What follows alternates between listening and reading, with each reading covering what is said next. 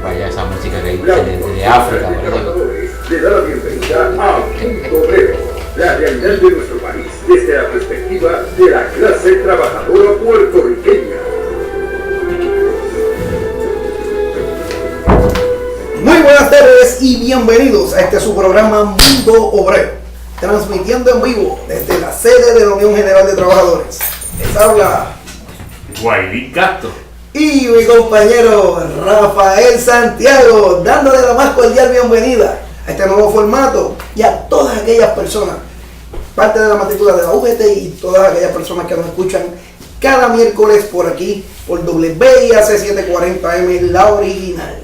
Bueno, Rafi, esta semana está que pica y se extiende. Hay mucha actividad sindical esta semana, ha habido mucha actividad sindical y va a haber mucha actividad sindical. Estamos escuchando los titulares que el Movimiento Obrero acaba de convocar a una asamblea del pueblo el próximo sábado para dilucidar el asunto del IVA y cuáles van a ser los pasos consecuentes con esta aprobación próximamente de este impuesto. Bueno, y aquel que está escuchando, ya amiga, amigo, que nos está escuchando en ese tapón, mire, con ese café, pues muchos van con su cafecito, tú sabes, esté escuchando Mundo Obrero, no se vaya de ahí porque el programa de hoy, mire, va a estar de show. Muy interesante. Vamos a hablar del IVA, vamos a hablar de tantas cosas, pero fíjese, ahora le traigo el mensaje positivo.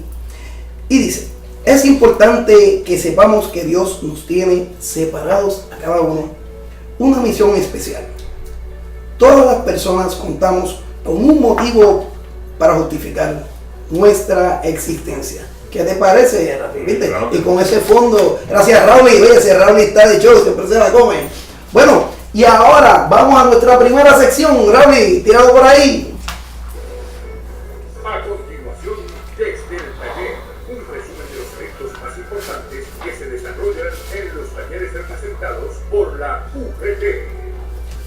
Bueno, y en la tarde de hoy, desde el taller tenemos como invitado especial a nuestro compañero Ángel Francisco Ferrer, director de la División de Arbitraje de la UGT. Saludos cordiales. Sí, muy buenas tardes a todos los radioescuchas, especialmente a todos los socios de la Unión General de Trabajadores. Es un placer compartir en esta tarde con todos ustedes. Alias Frankie, cuando cariñosamente le llamamos Frankie. Frankie, y explícanos cuál es el trabajo realmente que se realiza en la división que tú diriges, la División de Arbitraje de la Unión General de Trabajadores. Bueno, la Unión General de Trabajadores representa a trabajadores del sector público y el sector privado. Dentro del sector público tenemos lo que son los trabajadores que están organizados bajo la ley 130, lo que tradicionalmente son trabajadores que pertenecen a las corporaciones públicas, y más allá de ello, ¿verdad?, los trabajadores que están bajo la ley 45, que también están representados por la Unión General de Trabajadores, pero no solamente.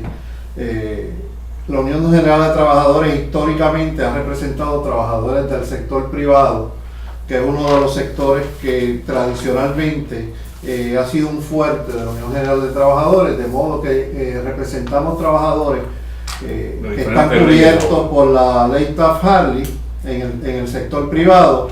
Así que nosotros acá en el área de arbitraje tenemos que estar manejando los casos de arbitraje para atender las reclamaciones o querellas en representación de los trabajadores de estas tres áreas del sector público y privado. O sea, ustedes tienen que acudir a diferentes foros. El foro federal en algunos casos, el foro del departamento, el foro de la Comisión Operativa del Servicio Público. Correcto. En el sector privado, como el sector de las corporaciones, ambos trabajadores, sus casos se ven en el negociado de conciliación y arbitraje del Departamento del Trabajo, y allí nosotros y los abogados de la Unión pues representan las diferentes reclamaciones que se someten ante dicho foro. Lo mismo hacemos en la Comisión Apelativa del Servicio Público, donde representamos a los trabajadores que están organizados bajo la Ley 45 por la Unión General de Trabajadores. ¿Cuántos casos ustedes más o menos pueden estimar que se vengan al mes o a la semana? Bueno, nosotros por la gran cantidad de trabajadores que representamos, tenemos un número significativo de casos de mes a mes. Estos pueden estar variando entre 70 y 90 casos mensuales Wow. En los diferentes foros. en los diferentes foros, correcto. Es una tarea difícil. Sí, es complicada por el volumen, por la complejidad de algunos casos, por el tiempo que pueden tomarse ver cada uno de estos casos y esa cantidad de tiempo que transcurre en muchas ocasiones pues le crea ansiedad a los trabajadores, lo cual, ¿verdad?, es entendible. Así que sí, trabajamos una gran cantidad de casos para darle el mejor servicio a nuestros trabajadores. Mayormente tiende mayormente el empleado o el unionado, por así decirlo, tiende a quejarse mucho por el tiempo en el que toma de resolver estos casos. ¿Cuál ha sido su experiencia en este caso? Sí, no hay duda. Los foros de arbitraje son foros que se han creado para aligerar precisamente la situación que tendría un trabajador si tuviera que acudir a los tribunales. Okay. No obstante, a pesar de que eso es así, en estos foros también reciben muchas querellas. El mejor ejemplo ha sido la situación que se dio en la Comisión Apelativa de Servicio Público, donde a raíz del despido de los trabajadores, de los miles de empleados despedidos bajo la Ley 7, eso creó un ataponamiento en la Comisión Apelativa del Servicio Público, lo que trajo como consecuencia que se dilataran aún más los casos, y a pesar de que designaron árbitros para atender esos casos específicamente, no hay duda que atrasó y dilató el que otros trabajadores que no eran los afectados por la Ley 7 tuvieran esa complicación de que sus casos se atrasen. En ese sentido, nuestro llamado, ¿verdad?, a los trabajadores, que hay que tener paciencia, no desanimarse, porque el elemento de desánimo a quien va a beneficiar es al patrón. Eso es así. ¿Y usualmente qué tiempo toma a resolver un caso en la comisión apelativa, por ejemplo? Yo te diría que podríamos estar hablando de 3 años. Desde que nosotros radicamos el caso, desde que radicamos la querella hasta que se ve el caso y se emite el laudo, pueden transcurrir 3 años. Hasta 3 años. Hasta 3 Hay años. casos que se Sí, toman hay menos. casos que se toman menos, no hay duda, ¿verdad? Depende de la complejidad del caso. La complejidad, ¿verdad? La cantidad Es de el casos. momento que tenga la comisión. Correcto. ¿Qué ha hecho la comisión al respecto para dar un Aligerar. mejor servicio, Aligerar, ¿verdad? Y sí. aligerar, porque Sí. tantas quejas, ¿verdad? Sí, pues mira, yo creo que la comisión le ocurre lo que le ocurre a muchos foros del servicio público, que la cantidad de personal que tiene para atender las querellas es pequeño. En la comisión deben estar trabajando aproximadamente unos 6 u 8 árbitros. En el negociado de conciliación de arbitraje deben haber unos 20. Bueno, Y la cantidad de querellas que se genera, ¿verdad?, para cada uno de estos funcionarios, pues implica que tienen que manejar un gran número de casos también. Si a eso le añadimos que las partes por una u otra razón solicitan suspensiones de los casos, en muchas ocasiones entendibles y justificadas, y en otras ocasiones también entendibles porque ese tiempo permite que algunos casos finalmente se puedan transar. Así que, ¿verdad?, esa es la realidad con la que tenemos que vivir de día a día. Bueno, en estos últimos días hemos recibido buenas noticias de laudos favorables a trabajadores que nosotros representamos y que la OGT, casos que la OGT ha llevado ante la Comisión Apelativa del Servicio Público. Me gustaría que tú hablaras un poquito de esos casos.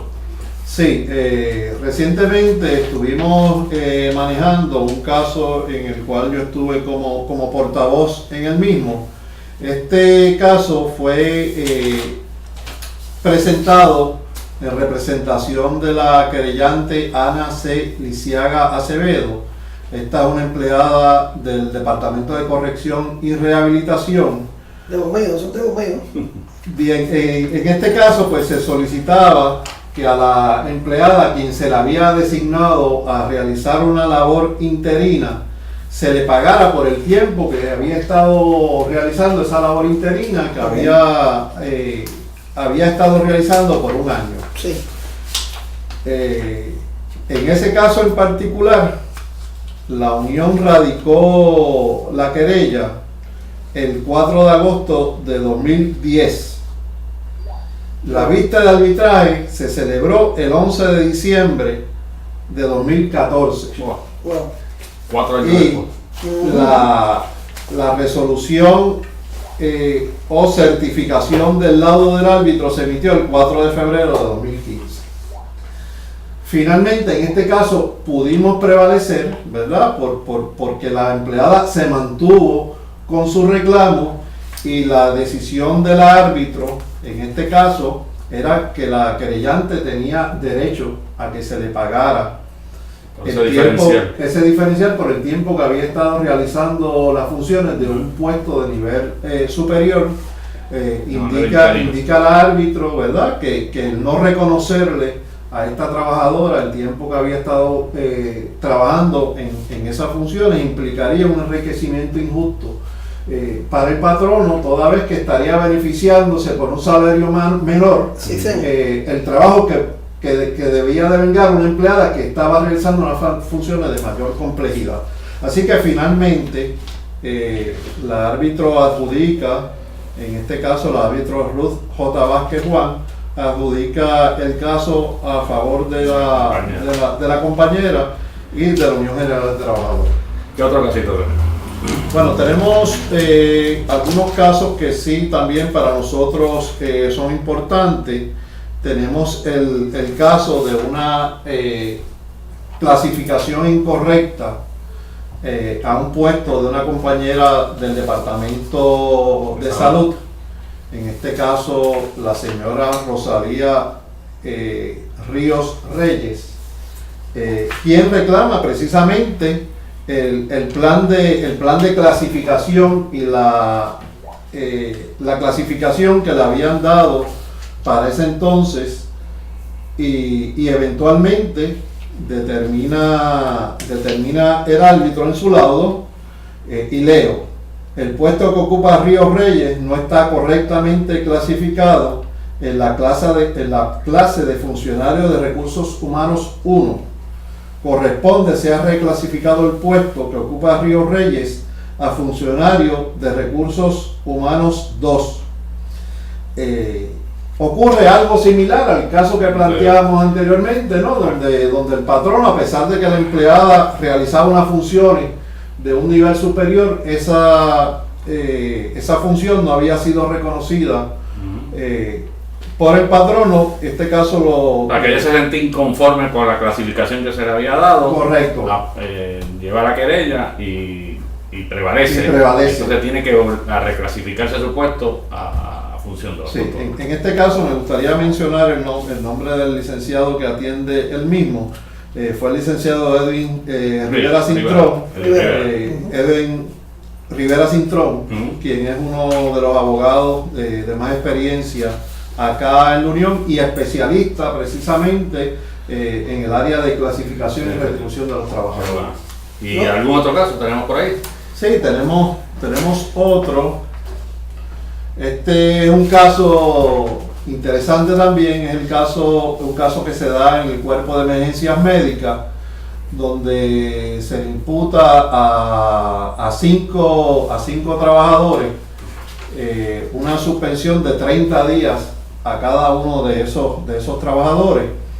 En este caso, se le imputaba que estos trabajadores son trabajadores que en el Cuerpo de Emergencias Médicas su función usualmente es de guiar las ambulancias, dar los servicios de emergencia que se requieren para estos puestos. Sí.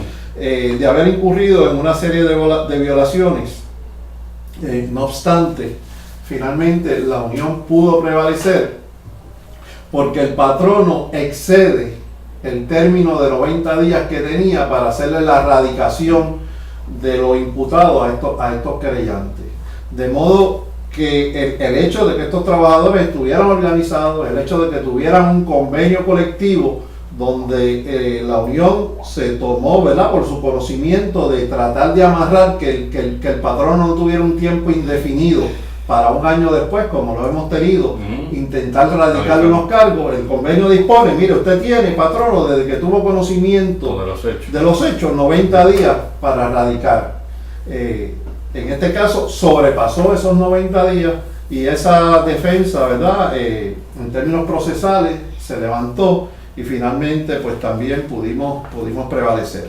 De modo que, ¿verdad?, el mensaje para los trabajadores y trabajadoras de nuestro país es que hay que organizarse, hay que defender a la unión y buscar, ¿verdad?, el apoyo de la unión y darle seguimiento a nuestros casos, porque de la misma forma que los foros tienen muchos casos, la unión tiene muchos casos, así que es importante que se mantengan en comunicación con sus representantes en sus respectivos talleres, para que estos a su vez se comuniquen acá a la unión, o ustedes directamente pueden comunicarse con nosotros por acá. ¿Y qué sería de nosotros sin la unión, verdad? Claro, en sí. estos casos. La pregunta es, ¿hubieran prevalecido estos trabajadores sin la representación que tienen de la Unión General de Trabajadores? Sí, en este caso. No hay duda, porque un trabajador que no está organizado no tiene un convenio colectivo. Eso es lo principal. Eso es lo principal. Y un sistema de querella. Y un procedimiento de agravio que eventualmente pueda, ¿verdad?,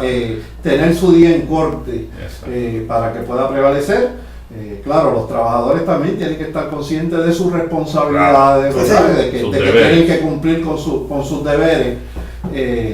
Y nosotros estamos aquí para cuando, habiendo cumplido con sus deberes, el trabajador, ¿verdad?, de manera injusta, le impone una sanción que en muchas ocasiones, ¿verdad?, otro de los elementos que se da, que puede ser que el trabajador amerite una sanción, no obstante, en muchas ocasiones el patrono, la sanción que le impone es una sanción que no guarda proporción o relación con lo que se le imputa. Claro, ¿no? Y sobre todas las cosas, también le hacemos un llamado a todos los compañeros a que mire, no deje para mañana lo que pueda hacer hoy. Si usted ve que dentro de su taller está siendo sometido a una injusticia, actúe, haga una querella, vaya a su delegado, no lo deje para luego, porque mire, de esa manera no va a lograr ni hacer justicia con usted mismo y pues, ¿qué vamos a hacer con él, verdad? Si no se ayuda, pues ¿cómo lo vamos a defender?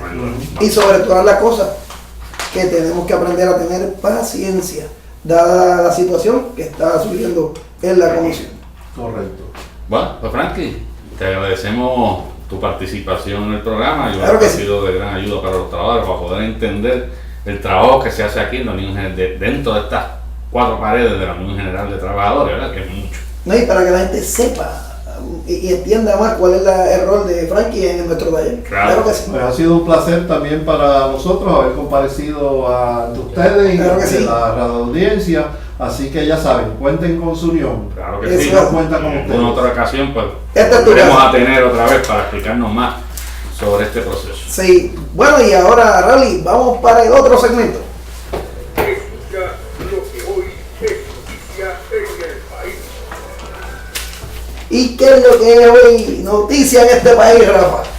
Bueno, hay muchísimas noticias como siempre. Este país es un país pletórico de noticias nuevas. Mira, Johnny, como te Pero- mira, por poco Johnny se pensaba que decir, ¿qué es lo que está pasando? Pero obviamente el IVA sigue siendo la principal noticia del país en estos Sí. días. Bueno, IVA. cada vez salen a reducir cosas distintas y nuevas sobre el impuesto al valor agregado IVA. En su deposición ante la Comisión de Hacienda de la Cámara de Representantes, el economista Ramón Cao asegura que en los más de 100 países que han adoptado el IVA es práctica común que la tasa de tributo varíe de acuerdo a los bienes y servicios a los que se imponga el IVA para reducir así el efecto regresivo del impuesto.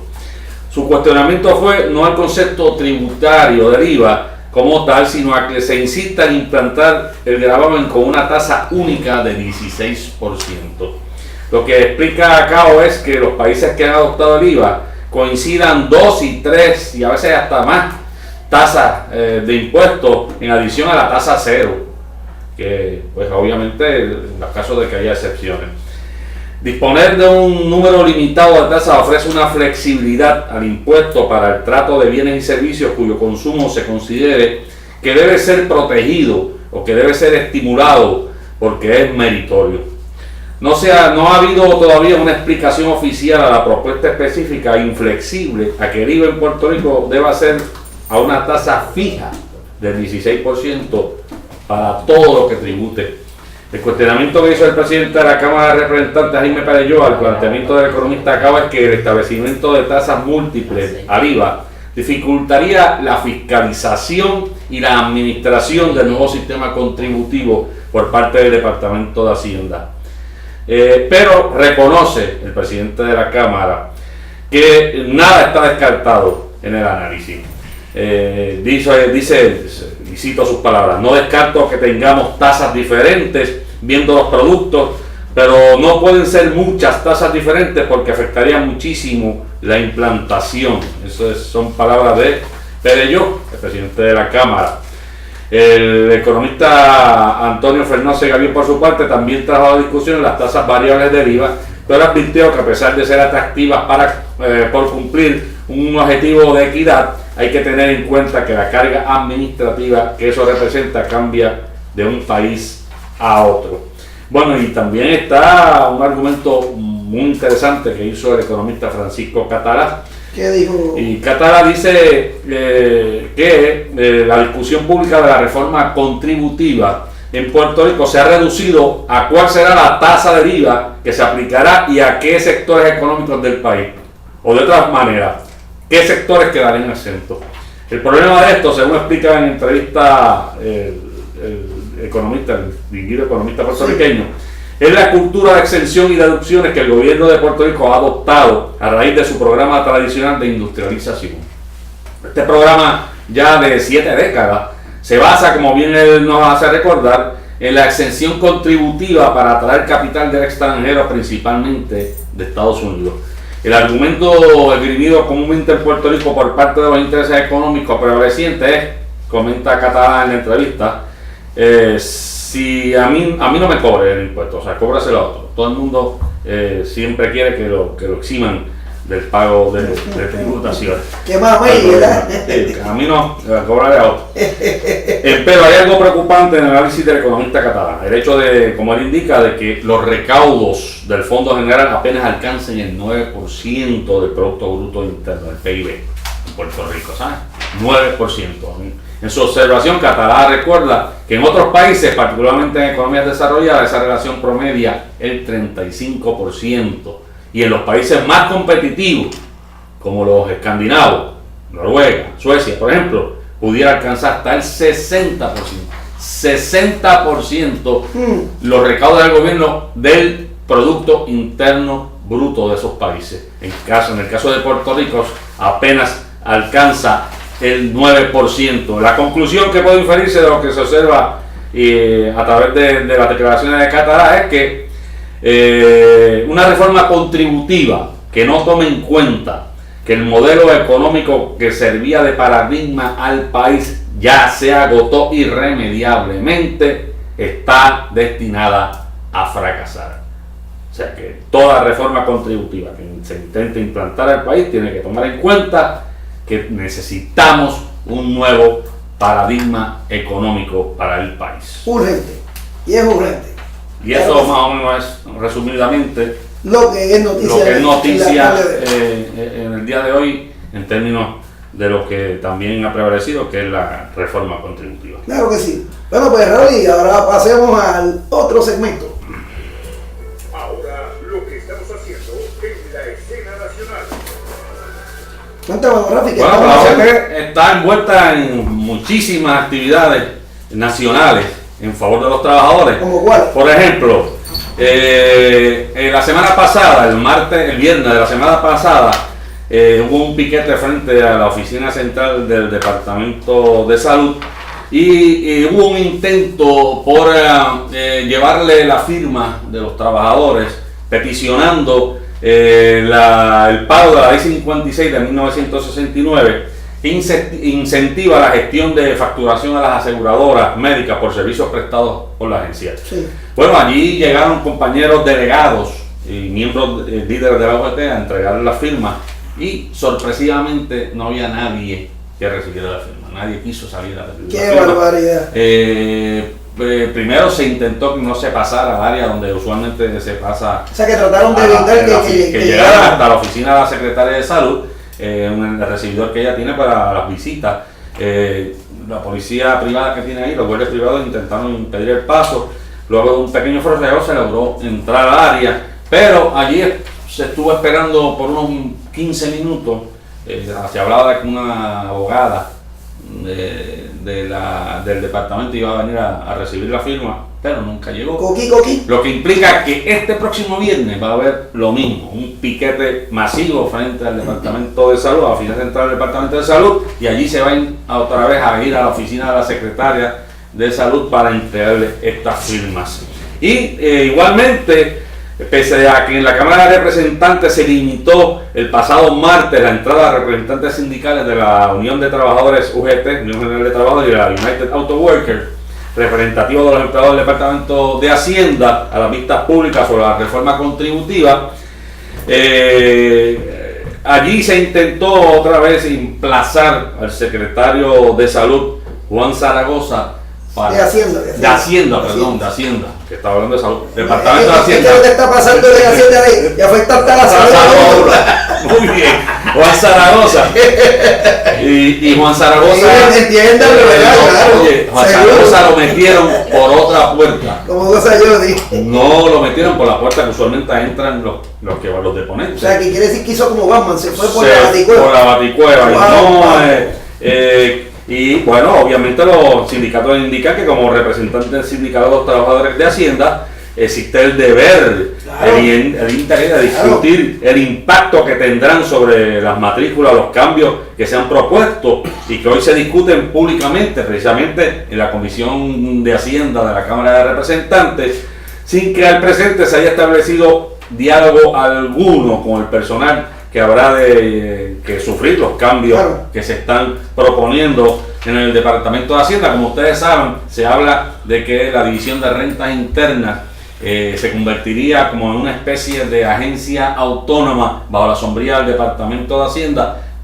Porque como un task force, algo así. No, es una agencia aparte, autónomo, porque sí, es que se necesita una fuerza masiva de funcionarios públicos que se encarguen de cobrar el IVA. Fíjate, pero que ha sido siempre la falla que ha habido. Yo me pregunto, estos secretarios y secretarias que el gobierno pone, ¿verdad?, de frente, no están llamados a darle frente a la Unión. Claro, a la Unión, a los trabajadores y al pueblo.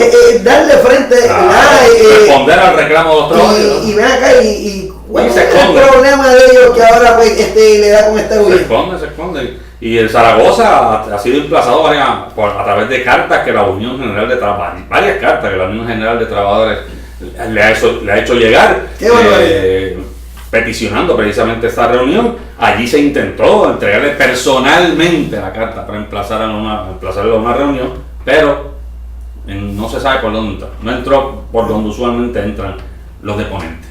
Qué barbaridad. Vamos. Bueno, al próximo. Pues vamos al otro segmento. Mira. Vamos.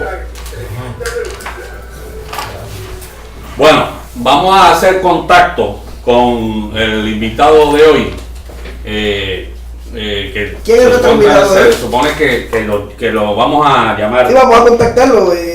Estamos hablando del economista Heriberto Martínez, asesor de la Cámara de Representantes. Vamos a estar comunicándonos en breve, pero que ese momento llega. Mira quién está llegando por ahí, mira quién llega por ahí. Vamos a hacer. Estamos recibiendo a lo que Nacho Martínez puede descansar. Mire quién llegó. Nuestro presidente, don Manuel Perfecto Torres. Saludos, Welín, saludos, Rafi, saludos a todos los hermanos y hermanas etistas y saludos a todos los que conviven con nosotros en esta gran nación puertorriqueña. Don Manuel, y ya lo dice el refrán, no es lo mismo con guitarra que con mandolina. Eso es correcto. Yo quisiera, ¿verdad?, comenzar un poco en el proceso de explicación de lo que explicó el compañero Francisco Ferrer. El proceso de arbitraje es un proceso extremadamente técnico, donde los elementos primarios para poder manejar una querella es el cumplimiento del procedimiento de queja y agravio, que es primer paso, segundo paso. En el primer paso hay que documentar cuál es la violación del convenio, hay que incorporar en ese expediente la información relacionada a la querella. Se supone que toda querella que tenga que ver con el despido, que es la pena capital en el trabajo, tenga una prioridad en relación a cualquier otro trámite de casos que se puedan llevar a cabo en términos de trámite, ¿verdad? Y entonces después en el orden, el primero es el de despido, acciones disciplinarias y después interpretación de convenios colectivos. Pero lo importante es el proceso de documentar el expediente y que el expediente esté completo. Lo segundo, en la ecuación de lo que planteaba el compañero Rafi, ¿verdad? De lo que está haciendo la Unión a nivel nacional, el hecho de que nosotros tenemos toda una jornada de lucha en el Departamento de Salud, no solamente reclamando el cumplimiento de la ley 56, que como muy bien Rafi destacaba, es una ley de 1969, que requiere esa ley que se imponga un 19% a la facturación de los planes privados. Y entonces cuando uno lo ve en términos prácticos, en el caso del Departamento de Salud, a diferencia del Cuerpo de Emergencia Médica o de AMSCA, tanto AMSCA como el Cuerpo de Emergencia Médica han cumplido con los parámetros de la disposición de la ley, excepto el Departamento, que sabemos que en el proceso de recaudo, particularmente en UDH, Pediátrico, URRA, el Hospital de Bayamón, y otros programas que tienen la oportunidad de facturar por los servicios que se prestan, ese dinero recaudado por virtud de la ley se ha utilizado para costear parte del proceso normal de la operación en el Departamento de Salud en violación a la ley, utilizando estos recursos como parte del presupuesto. Y entonces lo que hace es el proceso legislativo, que es donde se asignan los recursos, le quitan por un lado, asumiendo que por ese lado de ingresos pues utilizan ese dinero para suplir esa necesidad.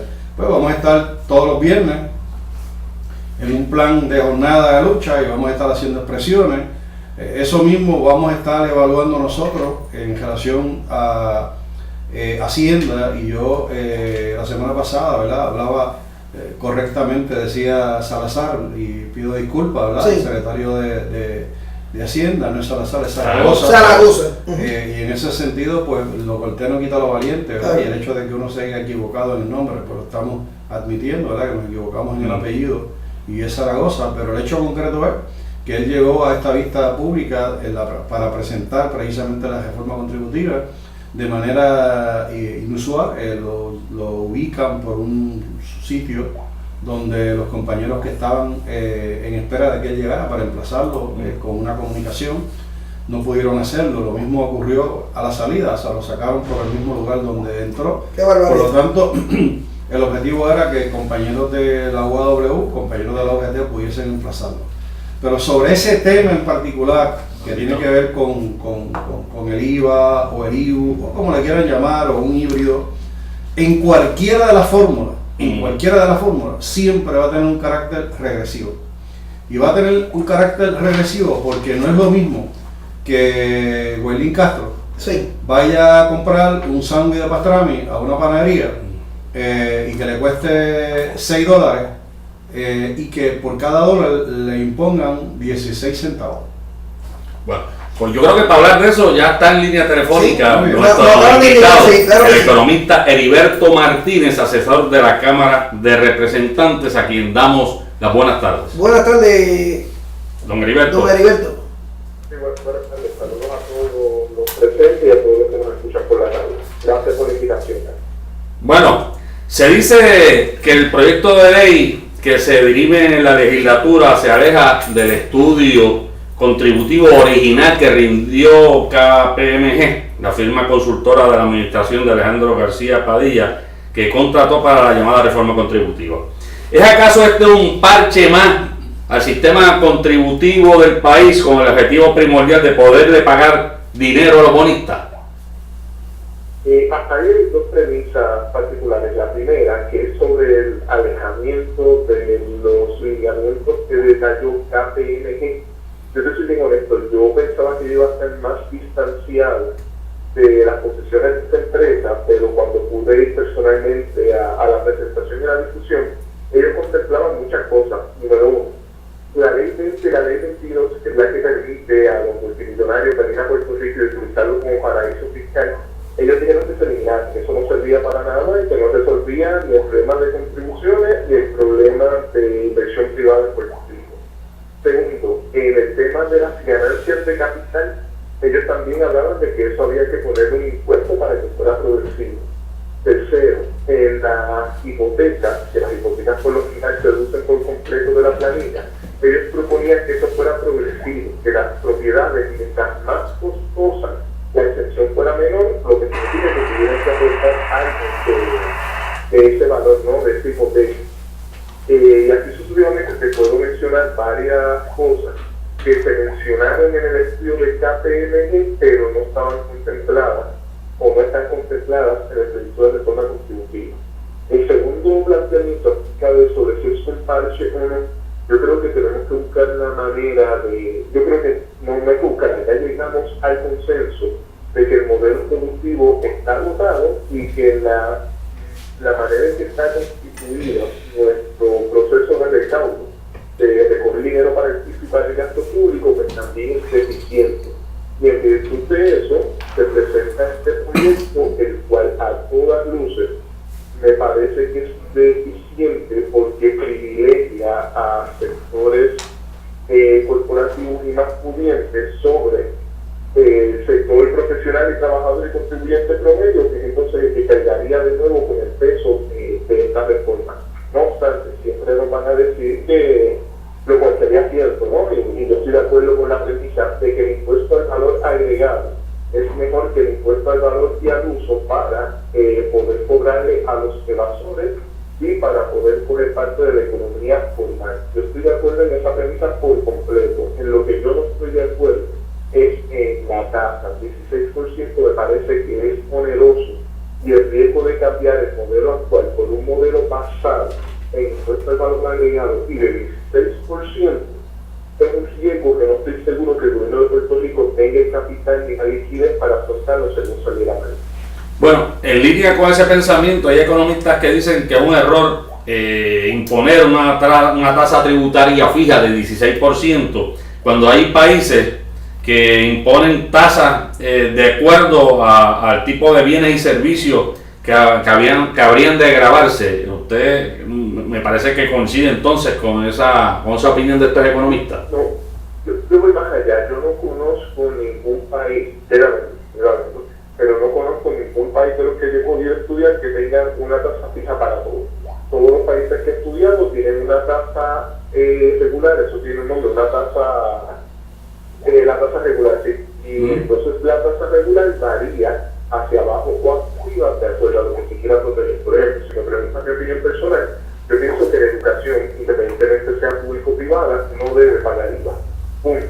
Ahora, me parece que el mercado de gases en Puerto Rico, que es un mercado que no se discute mucho en la prensa tradicional, pero el mercado de Puerto Rico no se ha visto afectado por la crisis. Este mercado debe tener un 20% de IVA, claro que sí. Claro que sí. El economista Francisco Catala asegura que una reforma contributiva que no tome en consideración que el modelo económico que servía de paradigma para Puerto Rico fracasó, ya está agotado, pues obviamente no va a tener éxito. Que tiene que haber no únicamente una reforma contributiva, sino junto con ella una transformación económica y tal vez una transformación política también. ¿Cuál es su parecer acerca de este argumento del economista catalán?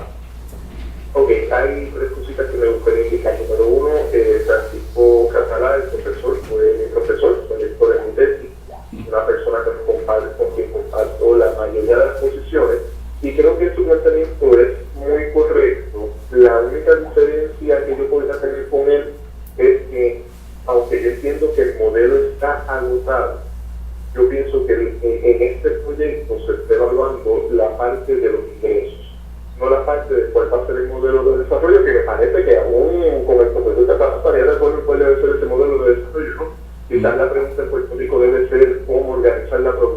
y no qué es lo que vamos a producir. Esa frase siempre la saco de un libro catalán basado en el cooperativismo. Pero sí, me parece que si nosotros fuéramos a unir los dos pensamientos en este proyecto, hay mucho trabajo que hacer, y uno de ellos, por ejemplo, para dar un ejemplo consistente con lo que estoy trabajando ahora mismo, es que me parece que el sector cooperativo no debe estar incluido dentro de este modelo de impuesto al valor añadido del 25% o del impuesto que sea. No me parece que es un sector que se tiene que proteger y que debe ser punta de lanza para el nuevo modelo de desarrollo en Puerto Rico. Pero, de nuevo, esa manera de organizar la producción no necesariamente se está trabajando en este proyecto, aunque sí con el proyecto podemos entonces trabajar cuáles son las áreas de exclusión que no se le aplicaría ninguno de estos impuestos y que favoreceríamos incluso que la tasa general para ellos fuera, ya te dije, uno de ellos es educación y otro de ellos es cooperativismo. Y por último, algo que me gustaría traer sobre el modelo de desarrollo, y aquí coincidiendo con el profesor Catalán, a mí me preocupa mucho que en el proyecto se contempla una reducción de las empresas a 30% de la tasa anual. Cuando uno analiza la estructura contributiva de Puerto Rico, nosotros llevamos décadas donde las contribuciones sobre ingresos a los individuos, no los recaudos, son superiores a lo que están pagando las corporaciones y sociedades. Y eso que AT&T lo notó y dijo que esto no es normal, no es común que las personas estén pagando más que las corporaciones. Y yo soy de los que piensan que parte del nuevo desarrollo de Puerto Rico tiene que ser que una empresa con responsabilidad social, que negocie colectivamente con sus trabajadores, que les dé plan médico y que tenga sentimiento por Puerto Rico, yo le bajo la tasa contributiva. Pero una empresa como tantas que tenemos por ahí, que lo que hacen es pagar contratos en negro a los trabajadores, no tienen responsabilidad social, no aportan ningún valor añadido, por el simple hecho de ser corporación, yo bajarle el porcentaje de tasa contributiva me parece que no es correcto. Y se va a estar trabajando a ver cómo eso se puede mover para que las tasas corporativas sean las más altas. Y si se fuera a bajar alguna tasa corporativa, sea caso a caso, sea con corporación, viendo qué es lo que están aportando al país y cuál es su responsabilidad con respecto a sus empleados y a su clientela. ¿Se ha hecho un cuadro comparativo fiable en términos contributivos sobre cómo quedaría una familia promedio de la clase trabajadora con el IVA versus el IBU? Y con la reforma contributiva incluida, por supuesto. Se ha hecho.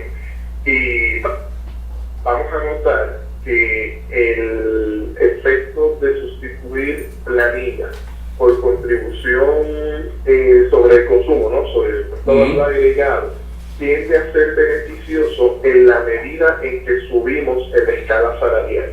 ¿Qué significa esto?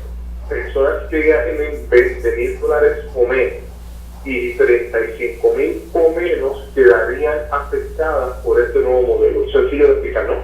Las personas que ganan 20,000 o menos actualmente pagan un 7% de IVU, pero no pagan contribución sobre ingresos.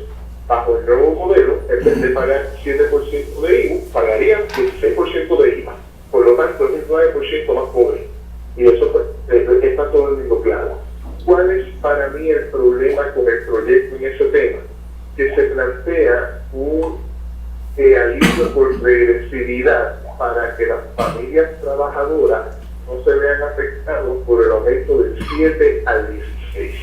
El problema con ese argumento es que si tú le dices a la familia trabajadora que el 100% de lo que paguen en IVA se les va a devolver, pues eso está fenómeno, eso está perfecto y no creo que haya desacuerdo. El problema es que el proyecto no tiene ese lenguaje. El lenguaje del proyecto es que se le va a autorizar al secretario de Hacienda a hacer un perfil del consumidor de las personas, familias que ganan menos de $20,000 o menos de $35,000 para crear unos estimados de cuál debería ser ese gasto. Y ese estimado es el que se le va a devolver a las personas. Lo que significaría que no contempla el gasto individual de la familia o el gasto particular de la familia, sino que es el promedio de lo que podríamos llamar el Código Civil, el hombre prudente y razonable, ¿no? Es una ficción. Y eso es lo que me preocupa. Ese lenguaje me parece que se tiene que trabajar y se tiene que pensar. Saludos, Heriberto Martínez, le habla Manuel Perfecto, presidente de la Unión General de Trabajadores. Y es importante la ecuación de lo que usted está tratando, ¿verdad?, de explicar como asesor de la Cámara de Representantes en este asunto de la llamada reforma. Desde mi punto de vista... Yo soy asesor del representante Jesús Santa y del representante Manuel Natal Albero. Muy bien, bien, pues entonces aclaramos, es asesor de dos representantes, de Jesús Santa y de Manuel Natal Albero.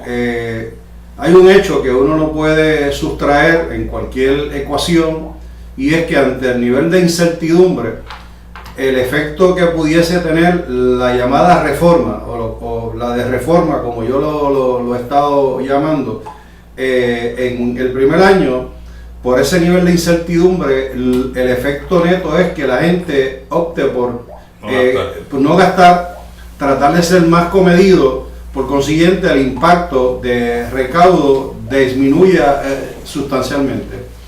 Y lo segundo, que es algo que yo no he podido entender y que usted lo explica y me agrada en su explicación, que es lo que tiene que ver, ¿verdad?, con la llamada, los llamados contratos o los llamados convenios que suscribe la Compañía de Desarrollo Económico de Puerto Rico con empresas extranjeras, donde se le provee un montón de incentivos para que generen empleo, y a la larga, cuando uno viene a ver, no generan los empleos, incumplen los llamados acuerdos o convenios, y al final son el fisco del pueblo de Puerto Rico quien tiene que asumir el gasto.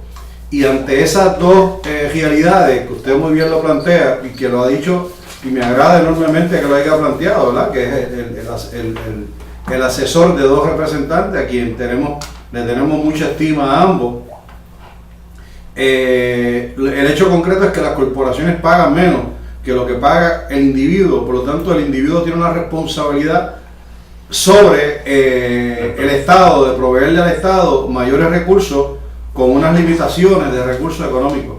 Y en ese sentido, pues me gustaría saber cuál va a ser la posición de los dos representantes a través de su asesor en términos de poder afinar en esa llamada reforma contributiva, que los que más ganan más paguen y los que menos ganan menos paguen. Y tercero, que es mi tercera observación, es que mi necesidad es una necesidad diaria. Por lo tanto, cuando yo escucho que el gobierno está evaluando una posibilidad de buscar una fórmula para poder retribuir a ese trabajador, ¿verdad?, que gana 20 o que gana menos de 35, poderle retribuir parte de eso que pagó y podérmelo hacer en un pago quizás cada 3 meses o cada 4 meses, pues yo voy a tener 3 meses donde voy a tener menos recursos, pero voy a tener uno de ese mes o el cuarto mes quizás unos recursos mayores. Y cómo yo puedo en esos meses donde yo tengo menos recursos poder tener mejor calidad de vida. Muy bien. Varias preguntas importantes. La primera, para dejarlo, ¿no?, claro en público, yo no tengo ningún inconveniente con eso. Yo soy un economista observador, ¿no? Yo tanto a los dos representantes les hago el análisis de los posibles escenarios, pero la decisión al final es política, ¿no? Y yo en eso pues no me meto. Yo les puedo plantear cuáles son las posiciones que yo he planteado a ambos, ellos tomarán su decisión al final, ¿no? Yo no tengo incidencia sobre eso, porque de nuevo hay una cuestión de política pública que ellos definen al final en su proceso interno. Pero mi posición, para mí, el mejor de los escenarios por ahora, es sustituir el IVU del 7% por el IVA del 7%. ¿Para qué? Número uno, el consumidor le va a ser transparente. El consumidor va a seguir pagando el 7%, no debe haber ningún inconveniente cuanto más allá de los planteados de que sí, el IVU es regresivo, al igual que el IVA es regresivo, ¿no? Pero cambiar IVU por IVA nos permitiría dos cosas. Número uno, saber si realmente Hacienda tiene la capacidad para cobrar este nuevo impuesto expandiendo la base, que eso no está aprobado todavía. Y segundo, analizar si realmente el IVA funciona en un país como Puerto Rico, una economía abierta como la de Puerto Rico, y los recaudos aumentan. Si yo cambio el IVA del 7% a un IVA del 7% y demuestra estas dos cosas, pues entonces después no se cambia el IVA, subir y que bajar, porque se debe quedar igual. ¿No? Eso no debe haber convenio. Segundo, en el tema de las corporaciones y las sociedades y los decretos a estas empresas cobijadas bajo la CSC o compañías de control foráneos que sacan del país 37.000 millones, yo pude participar directamente en el análisis y redacción del proyecto 2032, el cual ponía un 1.5% de solicitar a estas repatriaciones de ganancias que generaban $500 millones inmediatamente. ¿Qué significa esto? Yo estoy a favor de que estas compañías deben pagar más en contribuciones. E incluso voy más lejos. Yo pienso que lo que debe haber en estos momentos es una revisión de todos los decretos y decretos que se estén cumpliendo por parte de la empresa, decretos que se anulan o se imponen multas y que se le aplique la tasa máxima. O sea, de nuevo, los decretos no pueden ser permiso para no cumplir con la ley. Empresas que no cumplen con la ley, empresas que tienen que pagar más. Quieren hacer esta pregunta, que sería la pregunta de índole moral. ¿Es correcto que estas empresas solamente, aún cumpliendo con decretos, estén pagando 3% de contribuciones bajo un 4% del PIB, bajo ley 154 que deducen de la planilla federal? Te preguntas a mí, para mí es un sector que está contribuyendo demasiado poco. Me parece que ese sector es el que se debe aprovechar para el pago de la deuda, y los recursos que estemos recaudando a nivel interno deben ser específicamente para el gasto público y gasto social, no para el servicio de la deuda. Van a notar que en el informe económico del gobernador, la tabla 18, hay una cosa que se llama la balanza de pagos. Van a notar que la repatriación de estas ganancias fuera de Puerto Rico nos está creando un desbalance que tiene efecto directo sobre el presupuesto del país. ¿Y qué es lo que está ocurriendo ahora? Que estamos pagando cada vez un porcentaje mayor de nuestro presupuesto en deuda pública. ¿Y qué es lo que yo estoy planteando? Eso no se debe usar para deuda pública. Quien debe pagar entonces esa deuda pública deben ser entonces los sectores que se están beneficiando de este modelo. Y eso pues es una discusión que se está teniendo, que la ha defendido públicamente, la ha defendido abiertamente, y en su momento espero que se traiga sobre la mesa. Y mi crítica, de hecho, no sé si pudieron participar de la cumbre social el lunes, cuando hice mi presentación, una de mis críticas abiertas fue que esta reforma contributiva no se podía aprobar si no contemplaba un modelo contributivo para este sector que nos estaba aportando. Y de nuevo, eso es lo que el mensaje que trato de transmitir constantemente, y es un sector que me parece que debería aportar. Bien, yo creo que debería aportar más, y más que la ciudadanía y más que los trabajadores. claro, yo me agrada enormemente, ¿verdad?, lo que acabas de plantear de manejar el asunto de lo que tiene que ver con los decretos, convenios, con estas empresas foráneas. Pero en términos del sistema actual tributario, particularmente lo que tiene que ver con los productos que llegan aquí a través de compra por internet y que llevan y no pagan arbitrio por disposición de una decisión del Tribunal Federal.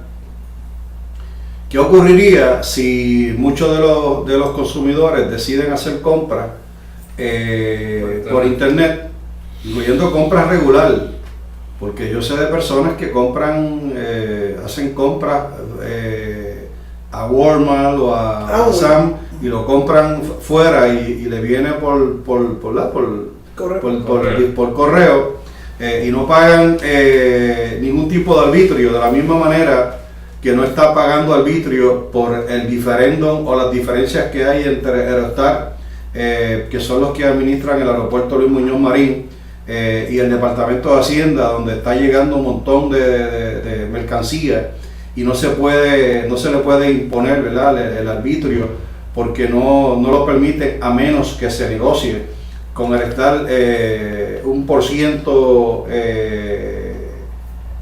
de ese arbitrio que se le pueda dar a la empresa, en este caso a quien administra el aeropuerto Luis Muñoz Marín. Pero yo tengo una pregunta que es importante, porque estamos cerca ya del final. Sí. Nosotros somos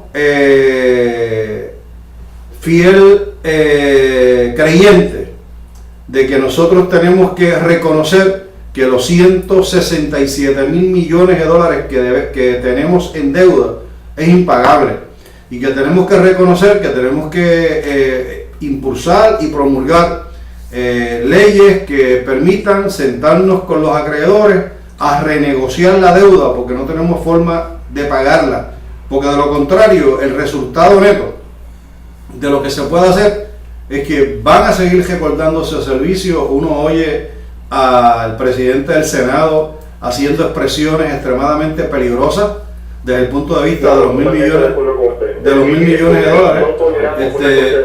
Estamos terminando el programa, ¿verdad? Pero no quisiera perder la oportunidad porque me ha agradado enormemente sus expresiones que coinciden en gran medida con muchos de los planteamientos, ¿verdad? que hemos estado haciendo públicamente al movimiento sindical. Yo soy parte de Cumbre Social, de la Junta de Directores de Cumbre.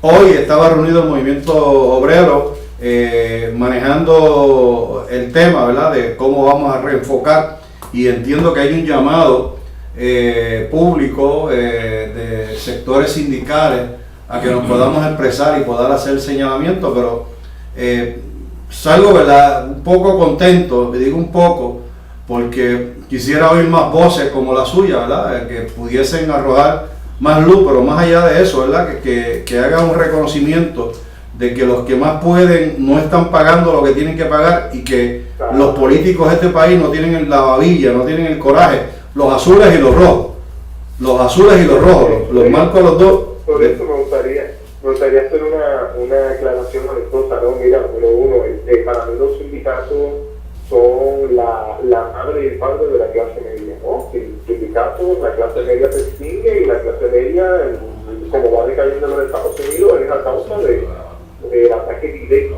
del pensamiento neoliberal sobre las organizaciones obreras, ¿no? Que es el último reducto organizativo que queda contestatario al pensamiento único de que la empresa es lo que debe dominar y el factor de trabajo debe ser empobrecido para que las empresas ganen más. Eso estamos totalmente de acuerdo y lo defendemos abiertamente, y eso era lo que está escuchando, lo digo en público todo el tiempo.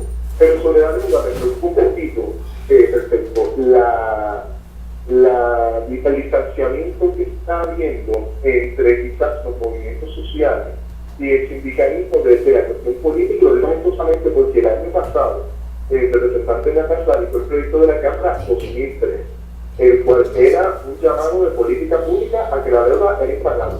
Había que reestructurarla y autorizaba al gobernador a sentarse o a renegociar la deuda o a declararla unilateralmente impagable e incluso la moratoria de default.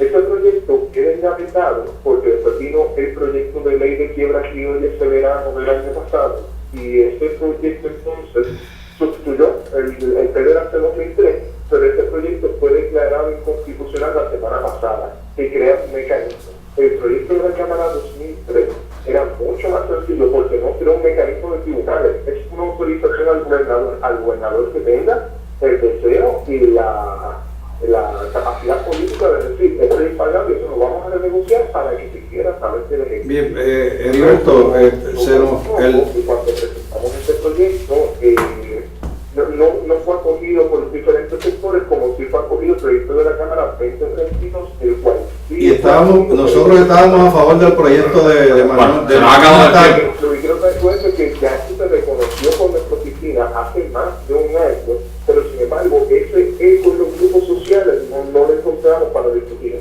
Pero vamos a tener que retomarlo, hay que discutirlo. No hay manera de que haya una llamada reforma contributiva, por eso yo le llamo de reforma. Lo que está virado no lo endereza a nadie, hay que cambiarlo completo de aquí abajo. Le damos las gracias a usted por haber participado en el programa, lo vamos a invitar a que participe en otro programa. Gracias a todos y todas. Buenas tardes a todos los hermanos y hermanas objetistas. Oye, ¿saben qué empieza mañana? Mañana se inicia el Festival de Claridad en el estacionamiento del Coliseo Roberto Clemente y el Parque Irán Bison. Así que, ya sabes, tienes un llamado para mañana jueves. Empieza, y adivina a quién está dedicando, a Tony Mapellé. Así que no puede faltar mañana. Empieza el Festival de claridad. Buenas tardes, bueno, se nos quedó Solamente el pueblo salva al pueblo. Pasen buenas tardes. Llámese en